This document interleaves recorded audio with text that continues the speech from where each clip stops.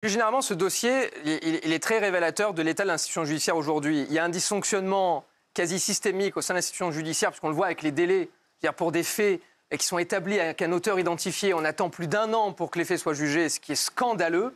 Et ensuite, après, cette sorte de laxisme où en plus on fait une fleur à un individu pour qu'il puisse renouveler tranquillement son titre de séjour sans que les autorités administratives aient connaissance des faits. Vous vous rendez compte, une fleur à cet individu. Alors, j'aimerais vraiment entendre le nom de Gilles Verdez.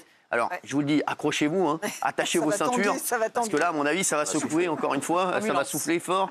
Regardez, allez, place au génie. Non, merci.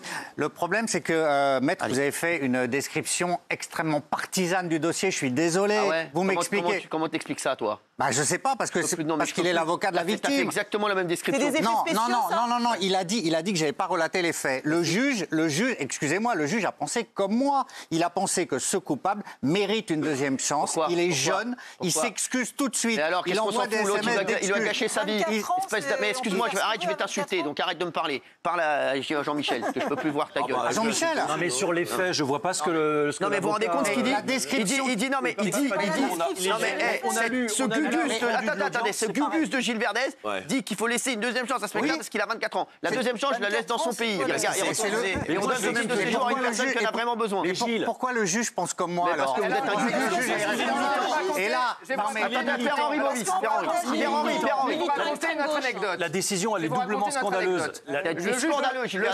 Elle est doublement scandaleuse. D'abord parce que tu crées un blanc-seing pour quelqu'un qui a frappé. C'est un scandale. Et ensuite, d'ailleurs, il a encore des vertiges, votre client, je crois, depuis le...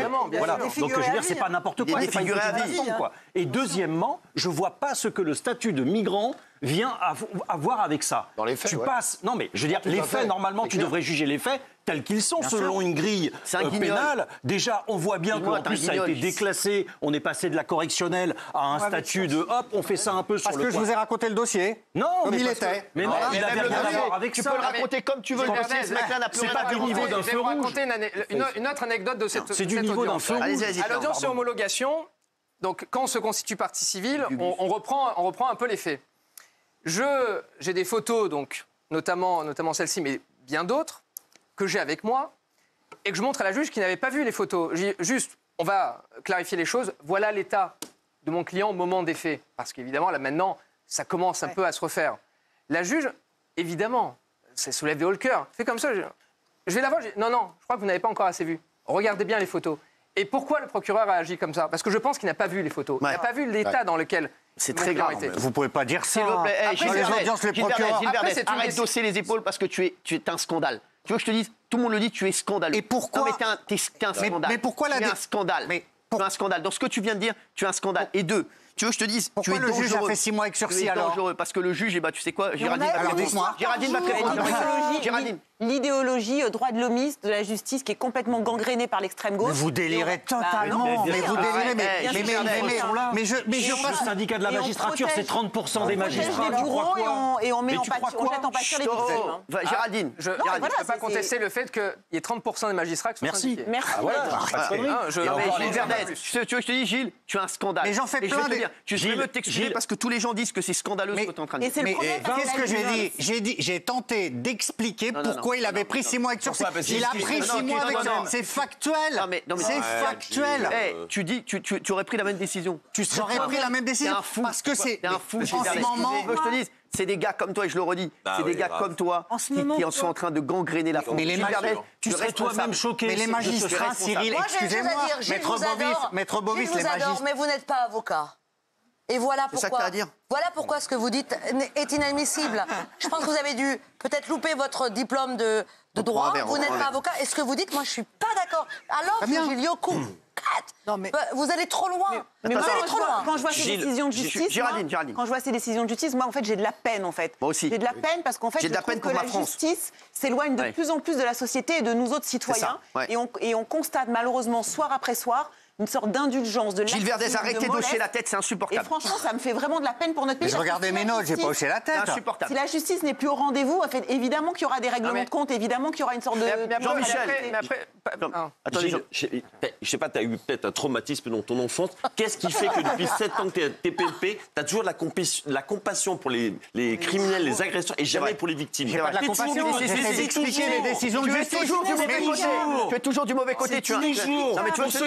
Pour ceux qui braquent les bijouteries, pour ceux qui squattent les logements, pour ceux qui agressent quelqu'un dans un vestiaire, t'es toujours de leur côté, toujours à dire « Oh, mais les pauvres petits, ils ont pas de famille. » Regardez Michael dans les yeux. Non, Gilles, sans déconner. T'arriveras à regarder Michael, ce jeune là dans les yeux, et lui dire, écoute, c'est normal. C'est pas un jeune. Il est jeune, il a 40 ans. Non mais t'arriveras à le regarder dans les yeux, lui dire, écoute, la décision de justice a été normale, sans déconner. Je le dirais comme je le dis à son avocat, qui le sait très bien. Vous en faites plein des audiences en ce moment. Il y a du sursis sur toutes ces affaires. Vous le savez. Moi, c'est pas le sursis, c'est la complaisance de l'institution judiciaire à camoufler aux autorités administratives des faits pour lesquels, normalement, il n'aurait pas eu son renouvellement. Et la condamnation aurait dû figurer sur son casier judiciaire. Et Gilles Verdez, vous êtes vraiment un scandale. Et Cyril, et le magistrat qui a jugé comme ça, c'est un scandale aussi. Gilles, on a le droit de critiquer la justice, hein. Pardon. Mais j'ai le droit de moi la soutenir. C'est quoi cette excuse de l'âge? Par exemple, moi j'ai 24 ans, donc si je te fracasse ta gueule, je mérite une seconde chance. Et par exemple, Jacques qui en a 70, s'il te fracasse ta gueule, bah c'est. Non, alors. Non, mais t'as raison. Non, mais c'est pas con ce qu'elle dit. Jacques qui est plus vieux, lui, genre moi j'ai droit à une seconde chance, mais lui non. Non, mais c'est pas con ce qu'elle dit. Tu veux que je te dise ce que tu dis, Gilles Verdez? Tu sais quoi? Je vais te dire, c'est toi qui vas prendre la plus grande claque. Parce que je vais te dire, tu sais pas ce qu'il y a. Tu es vraiment dans une faille spatio-temporelle parce que tu ne prends pas le pouls de la société. Les gens, et là, ce qui se passe au niveau de la justice, c'est exactement tout ce que ne veulent pas les gens.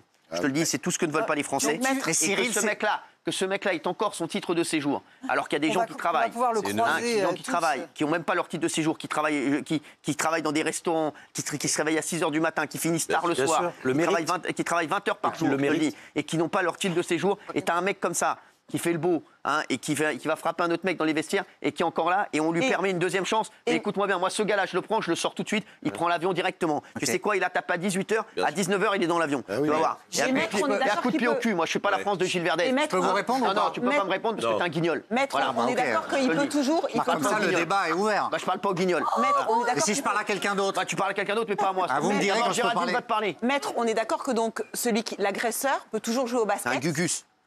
Il a changé de club, je crois. Oui, il a changé de club. L'agressé. Non, mais l'agressé, il peut plus jouer au basket. Ah non, l'agressé, il reprend difficilement. Ouais, non, mais on se rend compte. C'est-à-dire qu'il a complètement foutu en l'air sa vie, et l'autre, il est tranquille, il peut jouer au basket, peinard, sans rien à faire. Surtout que le cas judiciaire n'est pas encore stabilisé, évidemment, puisqu'il va y avoir encore des opérations, donc évidemment. En plus, s'il vous plaît, j'aimerais qu'on écoute Guignol. Merci. Alors, tu ne parles pas, moi. Parle à Benaïm, elle est gentille. Elle est gentille. Il s'est excusé. Mais il a envoyé. je peux même pas dire une phrase. Il s'est excusé, mais je vais je peux même pas dire une phrase. Je vais le sortir. Excusez-moi, je vais le sortir. Alors ok, alors à ce moment-là, je me tais si je peux pas débattre. Attends, mais je peux poser une question. Mais je voulais dire 5 phrases de votre bouche, c'est de la merde. Ah bah d'accord. Gilles, une tentative d'homicide. À qui je peux parler? À qui je peux parler? Personne parle à ta mère. Voilà. Gilles, une tentative d'homicide, tu t'excuses et tu n'es pas condamné, c'est ça ta Si je peux répondre, je vous réponds quand vous m'autorisez à parler. Les gens disent, il rend fou Gilles Verdez. Mais heureusement qu'il s'excuse, il va pas lui en tirer une autre à l'audience. Tu sais pourquoi il s'est excusé? Je vais te dire pourquoi il s'est excusé. Et c'est là encore, son avocat lui a demandé de le faire. T'es naïf, tu sais quoi? T'es vraiment, mais t'es un guignol, t'es un pigeon. Tu veux que je te dise, t'es vraiment un pigeon. Tu sais pourquoi il s'est excusé? Parce qu'il a certainement dû avoir quelqu'un au téléphone. Parce que ces mecs-là, sache-le, ils sont bien plus informés que toi. Ils ont dû lui dire, tu sais quoi, envoie quand même un petit SMS d'excuse, parce que ça peut prendre une tournure. Voilà. T'es d'accord avec moi ou pas? Bien sûr, et puis son avocat aussi a fait taf. Bien sûr. Et lui, il plonge les deux pieds dedans avec son pif là. Mais c'est pas ça.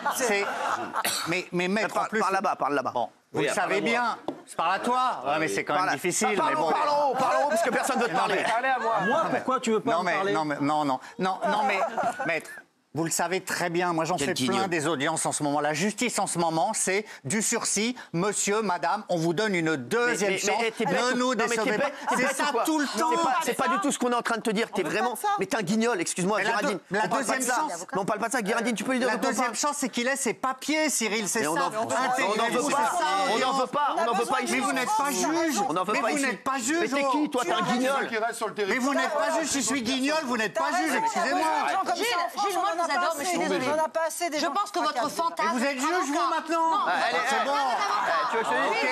Vous rêvez d'être avocat et vous n'êtes pas avocat. Laissez parler les professionnels. Mais le professionnel, il sait très bien. Vous savez très bien. C'est vrai. Tais-toi un peu, là. Tais-toi un peu. Tu saoules tout le monde. Donc j'aimerais qu'on ait Daniel, parce que Daniel, elle est intéressante. Tu dis qu'en ce moment, la mode, on a l'impression que c'est une mode, c'est au sursis, il y a que du sursis. À la même époque, vous vous souvenez de l'agression du neveu de Brigitte Macron? Ah ben oui. Ils ont eu combien dans le genre? Un an de prison ferme. Voilà, un an de prison ferme. La temporalité est importante. Un an de prison ferme et 1 an et demi de prison ferme. Non, mais moi, je te parle du titre de séjour. Moi, je te parle du titre de séjour. Ah, bah non, mais ça, c'est la double peine. Tu veux de ce gars-là en France? Est-ce qu'on a besoin de quelqu'un qui agresse comme ça, qui peut vraiment agresser sauvagement quelqu'un? On en a encore besoin de ce Gilles Verdez, tu veux de ce gars-là en France? Une deuxième chance. Parce que ça concerne Miguel, mais ça concerne tout le monde. Mais j'ai entendu, mais elle est en train de me hurler dessus. J'essaie de vous écouter pour vous répondre. C'est bon, regardez. Tu as envie de croiser. Ça vient de tous les côtés, j'essaie de me concentrer. Ami, tais-toi, va. T'as envie de ce gars-là en France? Si son titre de séjour est par les autorités administratives validé, il sera en France. Mais regardez la réponse. Bah oui, mais excusez-moi, mais vous n'êtes pas la justice. Sur ce coup-là, on est le bon vous êtes sens. dangereux. Ouais, exactement. Arrêtez, mais vous défendez la victime. Je suis d'accord avec Pierre-Henri Bovis. Vous êtes dangereux. L'histoire des 6 mois avec sursis, encore une fois, c'est une... Donc le magistrat est dangereux, allez lui dire dans les yeux. C'est une appréciation souveraine sur les 6 mois. Moi, sur la non... C'est ce qu'on est en train de lui dire depuis tout à l'heure. La condamnation ne figure pas sur le casier judiciaire, je trouve ça extrêmement choquant. Elle va te remettre ta mèche, là, c'est bon. Je crois qu'en fait, Gilles... Il est en train de nous enfumer. C'est un agent double. Il nous fait croire qu'il est pour la France insoumise. Il nous fait croire qu'il est pour la France. Mais en fait, je suis sûr qu'il vote RN. Parce que tout ce que dès que tu parles, tu fais que nourrir le ras-le-bol des Français pour la France actuelle. Et en fait, tu travailles il est dangereux pour le Rassemblement national. Et si le Rassemblement national gagne, tu pourras dire, doucement. T'es responsable. Parce que t'es content de toutes les décisions. Responsable maintenant le vote RN. Oui, bien sûr. Tais-toi un peu, Gilles. Tu saoules tout le monde. Bien sûr. Franchement. Bah oui. Tu fatigues tout le monde. Parce qu'on en a ras-le-bol de ça et toi, t'es content. On en a ras-le-bol d'entendre ça. On en a ras-le-bol, Gilles. Pour répondre à votre question, évidemment qu'on n'en veut pas en France de cet homme. Et je trouve que ce serait bien que les étrangers en France aient un peu chaud et un peu peur de la justice, comme nous quand on va à l'étranger. Moi, je suis désolé, quand je vais à l'étranger, quand je vais aux États-Unis, quand je vais au Maroc, quand je vais partout, j'ai encore plus peur parce que je me dis... Comme je suis un étranger, que ce n'est pas mon pays, je vais me faire choper, je vais me faire défoncer si je fais un truc. Donc ce genre de décision de justice, c'est une invitation à foutre le bordel en France pour les étrangers et c'est catastrophique. On a l'impression qu'on prend plus cher quand on ne paye pas une amende en France que quand on défigure quelqu'un. C'est le monde à l'envers. C'est n'importe quoi, c'est la France de Gilles Verdez.